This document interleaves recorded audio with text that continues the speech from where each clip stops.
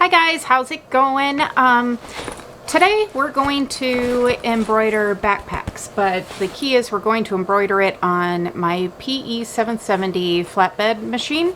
A lot of people have difficulty embroidering bags and things like that when you have to hoop them and get them on the machine. Today I'm going to show you how I do it to get it done. Here's one that we've already done. We've got 11 more to do to personalize for this baseball team. And yeah, so we got to get to work. So I'll roll the intro and get ready.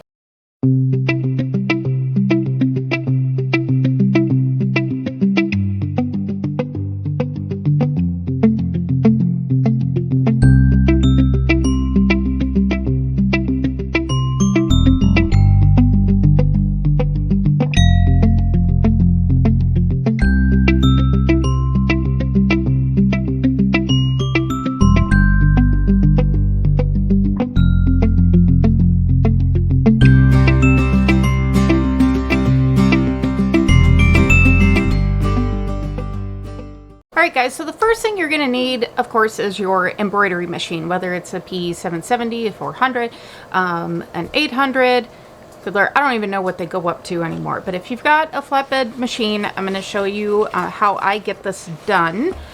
The couple things that you're going to need: your hoop. I'm using a 5x7 because I'm using a font size that is like a inch and a half, maybe, yeah, about an inch and a half, and I can't get some of these longer names in a 4x4 hoop, so I'm using my 5x7. I did get the font off Etsy. I have some, it's a varsity font. I can put that link down below for you.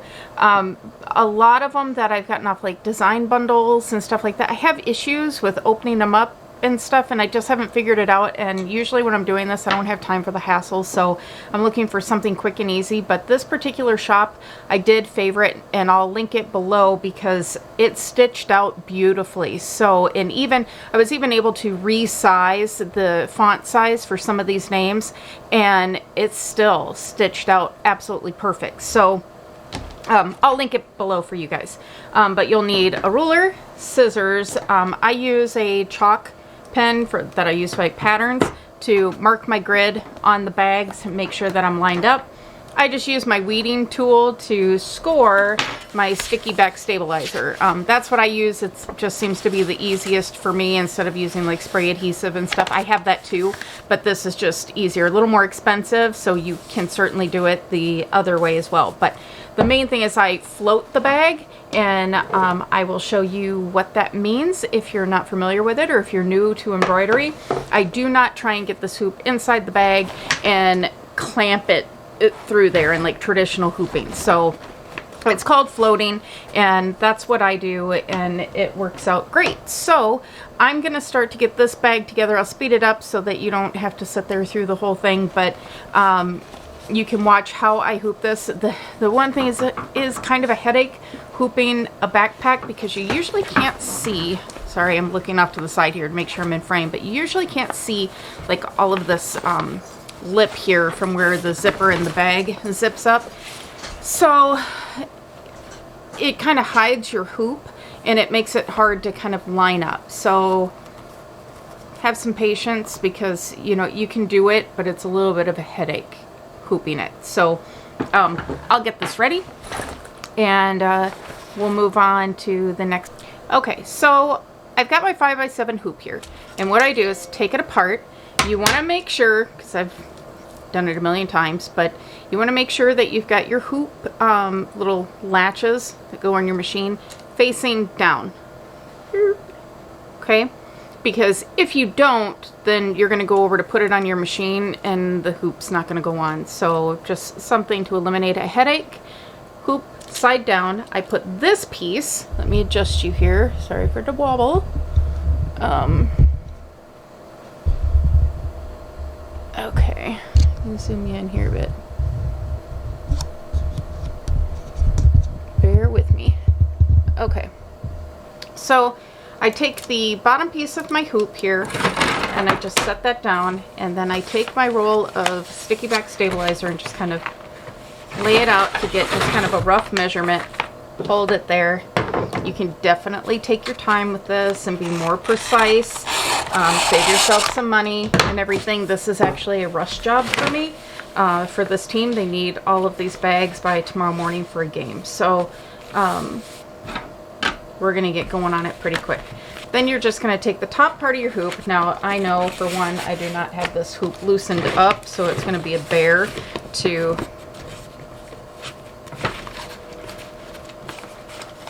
fit that in there if I don't loosen it up some. So I'm just going to loosen up my hoop. And then I'm going to stand up and just push that in so it'll stay. Because there's this paper on the back, or on the sticky side, I should say, of the sticky back stabilizer. And it just makes it, it's not as easy to hoop as like just your normal cutaway stabilizer. So, okay, so once that's in there, then I'll tighten up my hoop. Word with caution. Don't tighten your hoop too much where you crack it and break the inside part of your hoop, because I've got another one over there that I did exactly that too. So alright, so once you've got that tightened, this is where I use my weeding tool, and you can use just like a safety pin or quilting pin, and any type of pin. Just, you're gonna score this paper. You don't want to stick it all the way through. And I'll hold it up here, but I run this as a really sharp weeding tool, so I just run it across slightly, make an X, and then you can run it around the outside edge if you want. So once you score it, then you can just pull it up where you scored it and rip that off. I get this sticky stabilizer from Amazon. I've also ordered it from World Weedner. They're on eBay. They're probably on Amazon too, but I haven't looked for them there. But if you go directly to their website, you get like 10% off your first order. And they sell vinyl, embroidery supplies, embroidery machines, all kinds of stuff. But they offer free shipping, and that's why I like to use them a lot for my vinyl.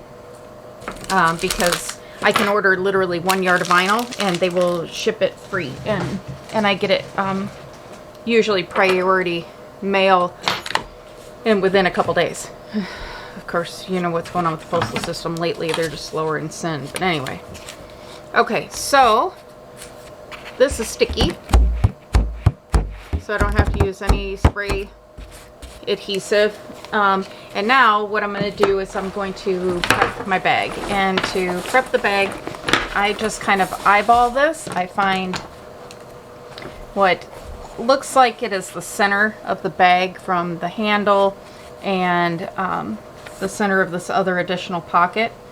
And I'm going to mark a chalk line there.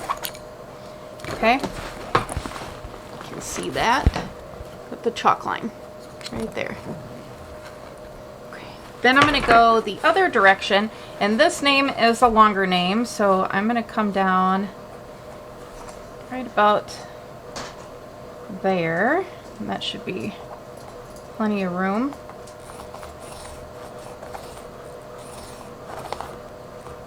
Okay, so now this is my crosshairs, so to speak, and this is where I'm going to line up my embroidery needle. Okay, I use I don't know if I already mentioned this or not, but I use Sew What Pro, and I've already put all these names in and saved them to my flash drive. And you want to make sure when you're doing that that you turn the name in the software, so that, because this hoop is going to go on the machine like this, and it's going to go in the bag this way, but it just automatically generates in Sew What Pro that the name would stitch upside down. So make sure you turn it so that it's stitching in the right direction. Okay, so what I do is I just stick my finger up here at the top of the bag, and there are these little points on your hoop right here, and they're on all four corners, and I feel for that through the bag. So I just find part of the line and I line that up, and then you can unzip the other end so that you can feel the other part of it to make sure that you're lined up. And then I just start to press it down. Usually if I've got the top and bottom line where I can feel the little notch, then usually I'm okay on the sides, but I double check it anyway just to make sure. But not fun to hoop, you guys. Really not at all. But the main point here is that it can be done.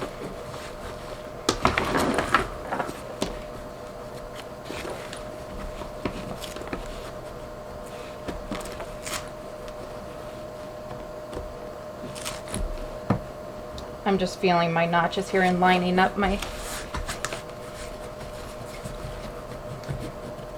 up with the line that I drew. The chalk typically just wipes right off too, guys, so you don't have to worry too much about that. If it were something that were white, then I would be a little more cautious.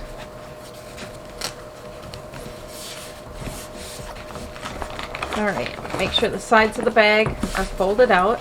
And then what I'm going to do, okay, I found this actually when I was searching on YouTube a million years ago. Where are you? Okay, right here. Hi, real close up. Okay, so these are quilt basting pins, or I'm looking off just trying to make sure it's focused so you can see that.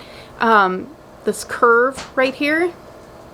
So it was a YouTube channel that was like sewing report, something like that. I'll see if I can find it through my history, and then I can link her video below too, because she does a backpack as well. But she used quilt basting pins because of that curve, they were easier to kind of get through and hook it onto your hoop to kind of help hold everything down. The sticky back stabilizer, I mean, it does an okay job holding it down. I would say it does a better job holding down garments.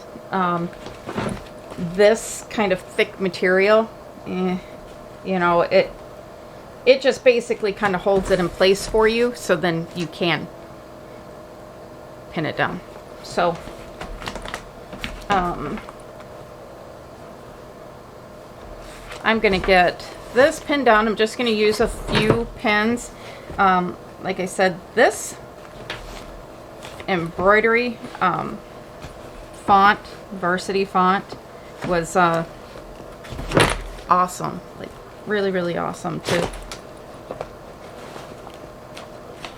work with. So okay, so I'm gonna finish getting this completely pinned and hooped up, and then we will go over to the machine and I'll show you how I kind of get that lined up, and we'll move on to the next step.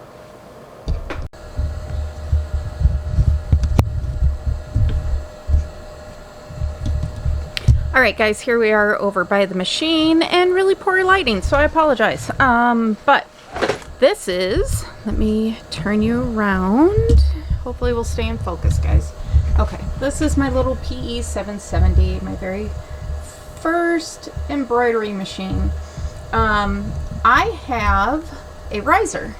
I got this Amazon, Etsy, not quite sure. I will try and find where I got it, but they are all over. You can Google them, and they're pretty slick, and it really worked well for this because you can slide that whole back of the bag underneath here while the top is up here, and it's not going to impede any movement and stuff.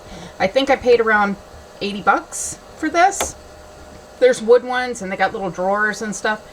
Pretty cool. They're 100 or so. It's not, if I showed you some stuff up close here, it is not manufactured like top notch here for 80 bucks. It's kind of, I don't know. There were some things like in the box where it was curled up and stuff, but it serves its purpose, so I don't really care. Alright, so hooping this bag, I'm going to try and kind of prop you up somewhere here in the back so you can get hopefully a good view of how you fit this on here. The bag itself is kind of thick up through here, and it makes it a little bit difficult to get it underneath this space on your machine. So I'm gonna fidget with it. Hopefully it doesn't come unhooped, because it's a pain, but we'll get it on there, and then we'll get the name loaded and we'll start stitching. Be right back. Alright guys, hopefully you can kind of see. It's really hard to get you right in there, but for those of you that have the machine, you'll probably kind of get it. But you can slide, if you can kind of see, I'm taking the bag and sliding it underneath that riser that I've got. Now, the next pain in the butt part of this is you have to try, I wish I had another set of hands so that you could see this. You can lift up on your little presser foot of sorts to try and get it up a little bit higher to fit the bag in there. But you just kind of have to cram it underneath there. Once you get that under there, it's a little bbit difficult to see. Oh, and I got mine caught on my pin. There we go. Okay. You kind of have to lift up the bottom part of the bag so you can make sure you're getting your hoop where it needs to be. And I'm sorry, I know it's totally blocked by the bag. It's going to be out of your way in a minute. Okay? Alright. So it's on there. And I just fold this little bag part back from the other bag. It's not going to stitch anywhere near that. You can leave it down. It doesn't matter. But it's kind of in your way for seeing what I'm doing. So the hoop is latched on. Now I am way off from my center point. So I'm going to bring you back over here. Alright guys, here we are with it loaded on, and I don't know if you can see those lines, but I'm going to go into the machine settings, and if you need to know how to do this, just leave me a message in the comments and I will go into more depth. Right now what I'm doing, and I'll just kind of walk you through here, hopefully you can kind of see this. I have my flash drive right here with all of the names on it. And what you do is you're going to go in and retrieve that pattern or that name. So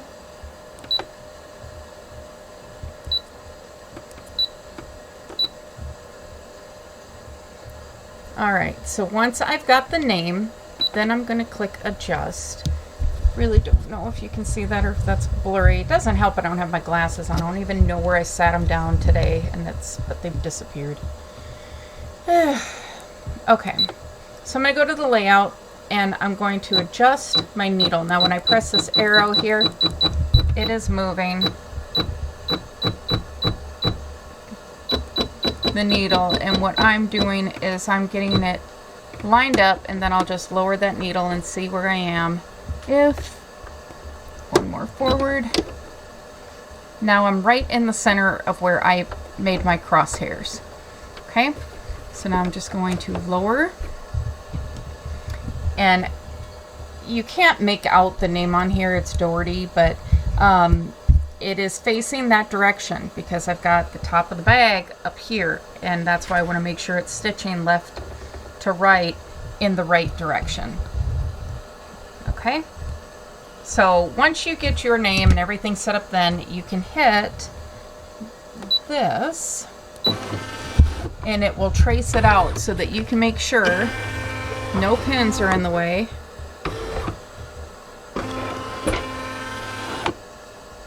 Like I said, it's a bigger name, so it's going all the way to the edge, so I will sit here and watch this one. The bag does kind of lift away from the stabilizer a little bit, but with these thicker backpacks, I found that they still seem to stitch fine. So let's go ahead and start our stitching.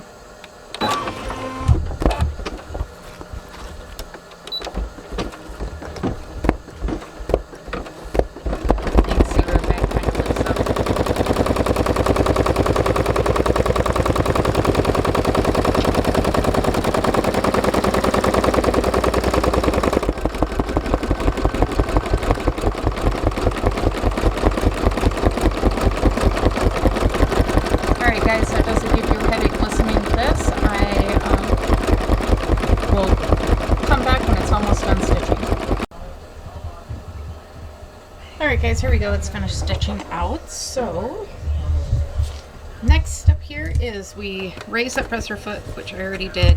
And what I found to be the easiest is to just go ahead and, I'm going to try and do this one-handed, but take the pins out while it is still on the machine.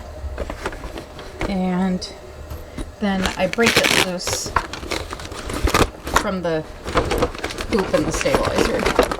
Because if I try taking it out, this is where you can see it can really get wedged in there. So I just break it, pull it from that so I can pull my hoop out. And then that makes this easier to get out and off the machine. Alright guys, so here it is. I still have the machine over there running because I still have about 9 more bags to do. But this is it. This is embroidering a backpack on a flatbed PE770 embroidery machine. Anyway, I keep hearing it when it sounds like it's running a little weird. I feel like I need to run over there because the minute I walk away, something will happen. But it's not that bad. The worst part of this is really just hooping it. But it can be done if you just follow a few simple steps. So if you have any questions, post them in the comments below, and I will do my best to answer them for you or to post follow-up videos later in the month, kind of recapping various videos that we've done. Alright guys, I'm going to get back to work, and if you found this video helpful, please give it a thumbs up. Subscribe to the channel and you'll be notified of when future videos are coming out. We are doing a part 2 series on a quilt that we're making right now. That video will be hitting sometime this week where we're actually sewing everything together. So other than that, I hope you guys have a great week, and we'll see you in the next video. Bye!